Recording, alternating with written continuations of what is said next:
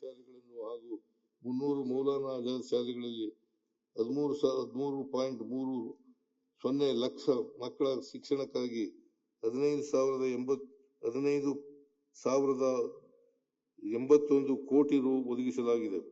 ಕೌಶಲ್ಯ ಮತ್ತು ಜೀವನೋಪಾಯಕ್ಕಾಗಿ ನೆರವು.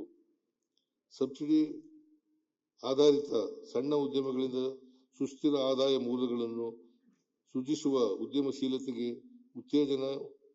ಉತ್ತೇಜನ ಮತ್ತು ಆರ್ಥಿಕ ಸಬಲೀಕರಣಕ್ಕೆ ಆದ್ಯತೆ ನೀಡಲಾಗುವುದು. ಸ್ವಾವಲಂಬಿ ಸಾರಥಿ ಯೋಜನೆಯಡಿ 8,195 ಫಲಾನುಭವಿಗಳಿಗೆ 249 ಕೋಟಿ ರುಗಳ ಸಾಲ. ಗಂಗಾ ಕಲ್ಯಾಣ ಯೋಜನೆಯಡಿ 21,556 ಫಲಾನುಭವಿಗಳಿಗೆ 637 ಕೋಟಿ ರುಗಳು ಮತ್ತು 2,928 ಫಲಾನುಭವಿಗಳಿಗೆ ಭೂಮಿ ಒದಗಿಸಲು 421 ಕೋಟಿ ರು ನೀಡಲಾಗಿದೆ. ಮೂಲಸೌಕರ್ಯ ಅಭಿವೃದ್ಧಿ. ಮೂಲಭೂತ ಸೌಲಭ್ಯಕ್ಕೆ ಒತ್ತು ನೀಡುವುದರ ಮೂಲಕ ಬಡ ಜನರ ಜೀವನ ಮಟ್ಟವನ್ನು ನಿವಾರಿಸುವ ಕಾರ್ಯಕ್ರಮಗಳು.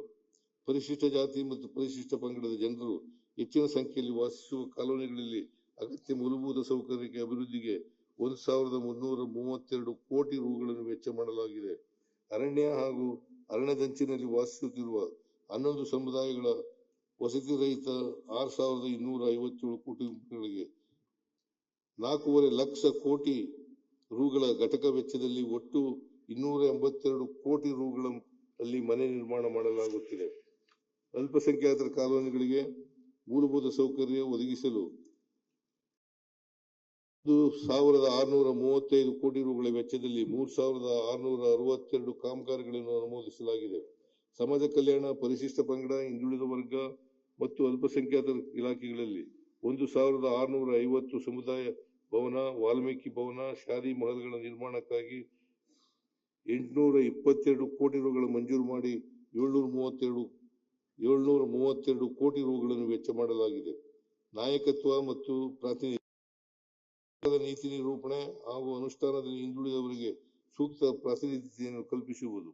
ಒಟ್ಟು 26,821 ವಿದ್ಯಾರ್ಥಿಗಳಿಗೆ ಸರ್ಕಾರಿ ಉದ್ಯೋಗ, ಸ್ಪರ್ಧಾತ್ಮಕ ಪರೀಕ್ಷೆ ಹಾಗೂ ಕೌಶಲ್ಯಾಭಿವೃದ್ಧಿಗೆ ತರಬೇತಿಯನ್ನು ನೀಡಲು 841 ಕೋಟಿ ರುಗಳ ವೆಚ್ಚ ಮಾಡಲಾಗಿದೆ.